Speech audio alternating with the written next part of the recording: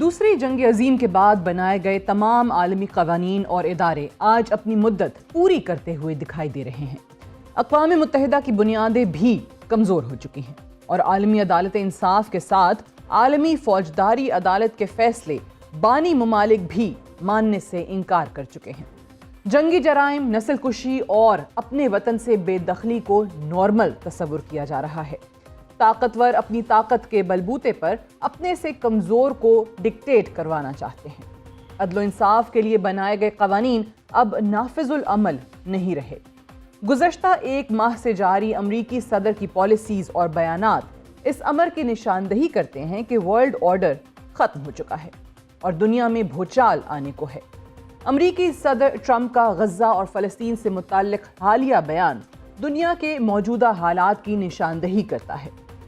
اسرائیلی وزیر اعظم نیتن یاہو کی موجودگی میں امریکی صدر کا کہنا تھا کہ وہ غزہ سے فلسطینی آبادی کو بے دخل کر کے غزہ پر قبضہ کر لیں گے اور اپنی ملکیت میں لینے کے بعد اسے ریویرا آف دا مڈل ایسٹ بنا دیں گے۔ وائٹ ہاؤس میں میڈیا سے بات کرتے ہوئے ٹرمپ کا کہنا تھا کہ ایسا ہوگا اور کہا جائے گا کہ امریکہ نے 10,000 کلومیٹر دور علاقے کو غیر قانونی طور پر کنٹرول میں لیا ہے۔ میں سب کو یقین دلاتا ہوں، میں نے جس سے بھی اس آئیڈیا پر بات کی ہے سب نے اسے بہت پسند کیا ہے کہ امریکہ زمین کے ایک حصے کا مالک ہوگا، امریکہ ترقی کرے گا اور ہزاروں روزگار پیدا ہوں گے۔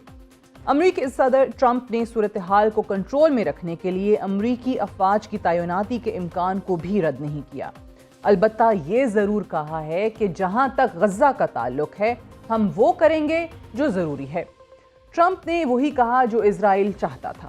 اسی لیے صہیونی ریاست کے وزیر اعظم نیتن یاہو نے امریکی صدر کے پلان کی حمایت کرتے ہوئے اپنی افواج کو حکم دیا ہے کہ بڑی تعداد میں فلسطینیوں کو چھوڑنے کے منصوبے کی تیاری کریں۔ ٹرمپ کا یہ کہنا کہ غزہ ایک زمین کا ٹکڑا ہے امریکی صدر ٹرمپ کے جابرانہ رویے اور تکبر کو ظاہر کرتا ہے۔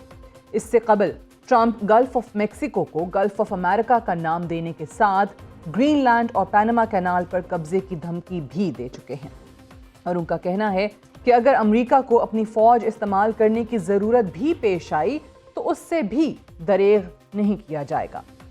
ٹرمپ کا موجودہ پلان مشرق وسطیٰ کے نقشے کو بدلنے کی ایک کوشش ہے۔ یہ کہنا کہ فلسطینیوں کو ان کے آبائی علاقوں سے بے دخل کیا جائے گا بائیڈن دور کے جینوسائیڈل بیہیویئر کا تسلسل دکھائی دے رہا ہے۔ اقوام متحدہ کی نسل کشی کے کنونشن کی تعریف ہے کہ کسی بھی قوم کو ان کے علاقوں سے بے دخل کرنا نسل کشی کہلاتا ہے اور نسل کشی اور بے دخلی جرائم کی فہرست میں آتے ہیں۔ لیکن آج کس کو جنگی جرائم یا عالمی قوانین کی پرواہ ہے؟ اسرائیلی وزیر اعظم کے خلاف انٹرنیشنل کرمنل کورٹ نے وارنٹ آف اریسٹ جاری کیے ہوئے ہیں اور ہر رکن ملک میں اسرائیلی وزیر اعظم کی گرفتاری ہونی چاہیے، لیکن ایسا ممکن نہیں ہو رہا کیونکہ عالمی طاقتیں بشمول امریکہ عالمی قوانین کو اپنے جوتے کی نوک پر رکھتی ہیں۔ کون مانتا ہے عالمی قوانین کو؟ یہاں تک نہیں، امریکی صدر نے عالمی فوجداری عدالت پر پابندیاں عائد کرتے ہوئے عدالت کے حکام، ملازمین اور ان کے اہل خانہ کے اساس سے منجمد کرنے کے احکامات بھی جاری کر دیے ہیں۔ امریکی صدر کا کہنا ہے کہ عدالت نے نیتن یاہو کے وارنٹ جاری کر کے اختیارات کا غلط استعمال کیا ہے اور امریکہ اور اسرائیل کو غیر منصفانہ طور پر نشانہ بنایا ہے۔ ٹرمپ کے پلان کے مطابق غزہ کی آبادی کو مصر اور اردن منتقل کیا جائے گا۔ کب تک مصر اور اردن امریکہ کے دباؤ کے سامنے ٹھہر سکیں گے؟